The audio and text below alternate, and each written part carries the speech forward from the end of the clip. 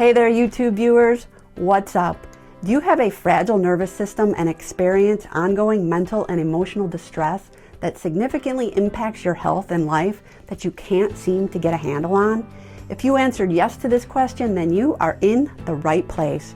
Welcome to this week's video blog, which is part 3 of a 4-part series on optimizing immunity with self-care, where today I will be sharing tips and strategies for caring for your mental and emotional health during times of heightened stress and uncertainty. I'm your host, Jennifer Ellis Schutz, owner of Empowered Health, which is a private online functional health coaching practice, as well as the Wellness Code Academy, where I offer the Wellness Code Health and Life Transformational Coaching Certification Program, as well as shorter online courses for both lay people and practitioners around all things functional health, including overcoming chronic health challenges, well-being, mindset, neuroscience, personal development, and practitioner development.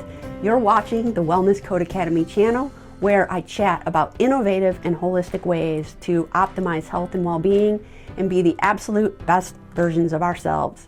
My motivation for this work arose out of my incredible journey to recover my life from the grips of often disabling chronic health challenges, as well as transform my career. Be sure to subscribe to my channel below this video by clicking on the red subscribe button and hitting the bell to be notified next to it so that you don't miss a week's featured video. I also invite you to subscribe to my email list for weekly tips and insight using the link to my website in the video description below, and in doing so, I will send you my free guide, 10 tips for increasing energy and focus in just 10 minutes a day or less. So, as the world navigates the current threat of COVID-19, we're all faced with extraordinary levels of uncertainty. And with this uncertainty comes substantial unhealthy amounts of fear and mental and emotional stress that strain our immune system big time. This said, it's important to remember that our brain's fear center, also known as the limbic system, and its role in initiating the stress response is not a bad thing. Nope. The primary job of the limbic system is to save our life. It is vital to our survival that we are able to feel and act upon fear in dangerous and/or emergency situations so that we can take appropriate measures to protect ourselves and others from harm and quite possibly death. Without the ability to feel fear and engage our stress system, we wouldn't be able to rush out of the way of a car careening in our direction in traffic, jump out of the way of hot flames coming from a fire, or flee from or defend ourselves against an attacker. Fear is healthy and necessary as long as it is activated and used appropriately, and when it's no longer needed or warranted, it needs to be released from the body so the nervous system can return to a state of balance, otherwise known as rest, digest, and social engagement. In other words, the stress response is meant to be a short-term mechanism only. The trouble comes in when the fear response is initiated in times when it's not absolutely necessary and useful, and is continuously activated over long periods of time, as is common to happen during times of uncertainty, as we are in now. You see, the body does not know the difference between what we are thinking and what is truly happening in reality. Thoughts such as, ugh, I can never get ahead, the universe must be conspiring against me, or oh my gosh, what if I catch COVID-19, will trigger the fear response, and our bodies will respond by mobilizing us into fight, flight, or flee. Only in this case, there's not an immediate danger or emergency threatening our life. This holds true because of the mind-body connection, which is essentially the interplay between our psyche, our nervous system, and our immune system. Negative thoughts are particularly draining. Thoughts containing words such as never, should, and can't, complaints, whining, or thoughts that diminish our own or another's self-worth deplete the body by producing corresponding stress chemicals that weaken the physiology over time. It has been demonstrated that we humans have anywhere from 12,000 to 60,000 thoughts per day. As many as 98% of these thoughts are exactly the same that we had the day before, and the day before. Talk about creatures of habit, right? Even more significant to this is that 80% of our thoughts tend to be stressful, fear-based ones. And on top of this, the human brain, due to having such a robust stress alarm system that is fully developed and on like Donkey Kong the day we are born, has 5 times the neural networks for fear-based thinking than we do for peace-based and accurate thinking. Because of this, we need to work extra hard to overwrite negative thinking patterns. Otherwise, they easily become the default script that our nervous system reads from the majority of the time, especially during times of stress. The long-term effects of continually triggering the stress response via destructive mental and emotional patterns and bathing our tissues and cells in stress hormones are deleterious. In other words, stress truly does kill. No wonder why so many people are challenged by chronic exhaustion and impaired immune systems these days. I mean, let's be honest here. How many times per day can you count that you have a negative, stressful thought? I'm going to be honest here. I have stressful thoughts that arise frequently that I need to consciously and intentionally shift so that they don't suck me in and send me tail spinning into Stressville or Armageddon land. This said, it is in our best interest to take extra good care of our mental and emotional health during times of uncertainty so that an unwarranted fear response does not weaken our immune system and make us more vulnerable to stealth pathogens such as good old COVID-19. Taming fear and calming the nervous system are particularly important for those that are already compromised as a result of chronic health issues. Today, I'm going to share some simple yet powerful lifestyle tips and interventions for calming and rebooting a stressed out and overwhelmed nervous system.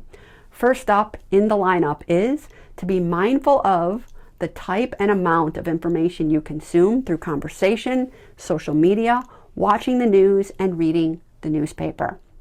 Your nervous system responds to and archives everything to which you expose yourself. After this comes the importance of realizing what is in your control and what is not, and then cultivating acceptance of your current circumstances versus maintaining continual resistance against them. As the saying goes, what we resist, persists. It also drains our energy, lowers our vibration, and keeps us focused on what we don't want versus on what we do want. And what we focus on indeed grows bigger and becomes our reality over time.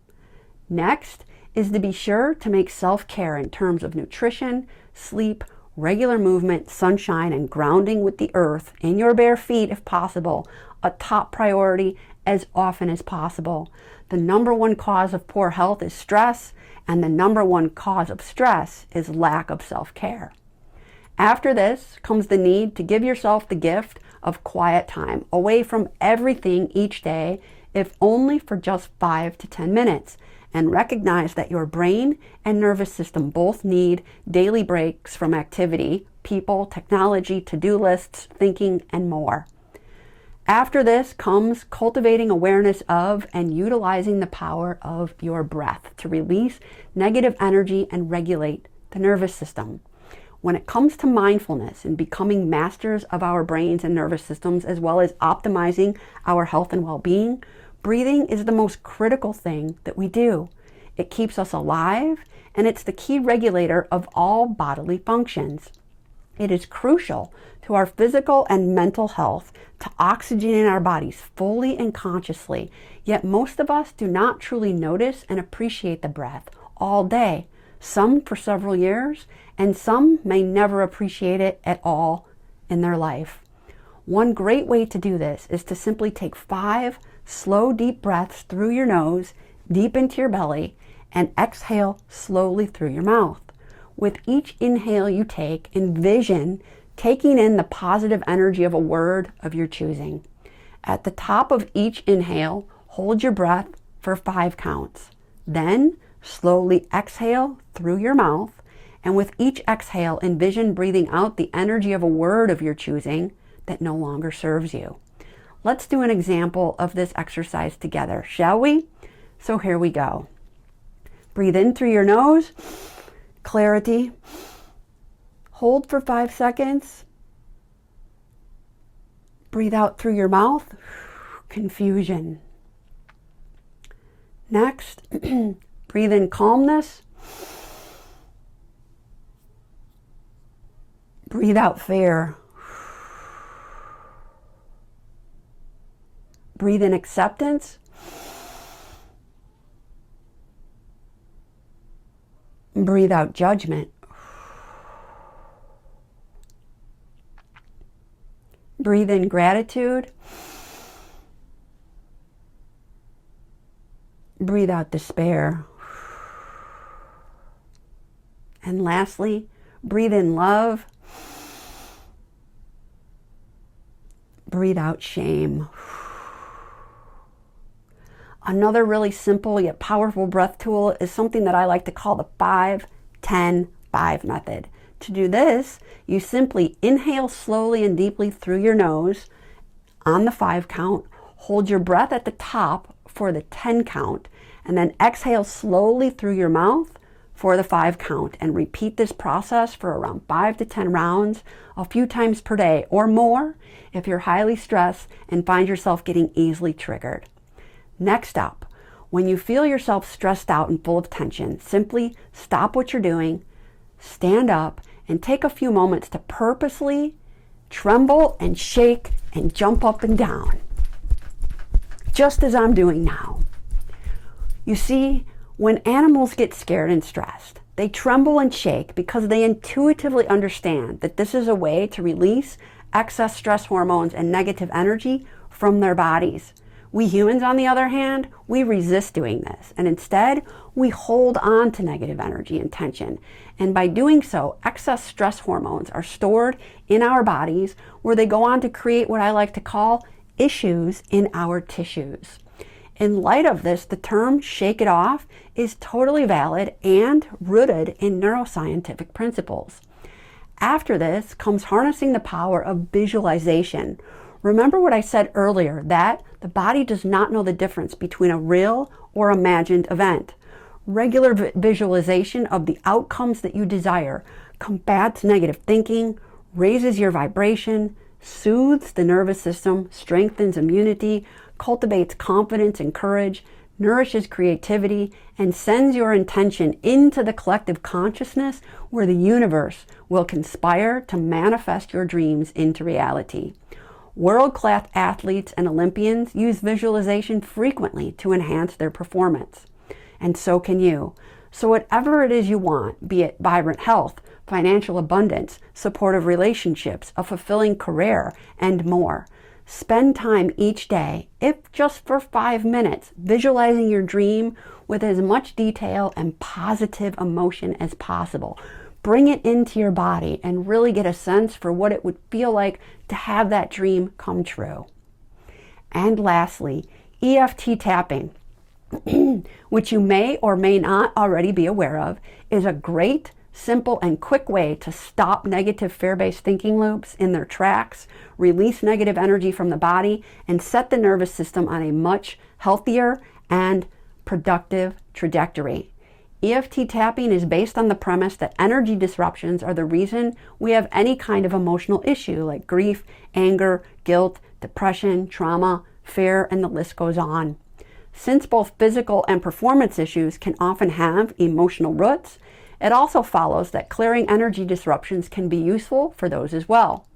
Once we identify our primary issue in the moment, we can use the simple tapping process to release it from the body. Now, there are many versions of EFT tapping, and I'm now going to demo a version of my own for you using, let's say, fear as the example.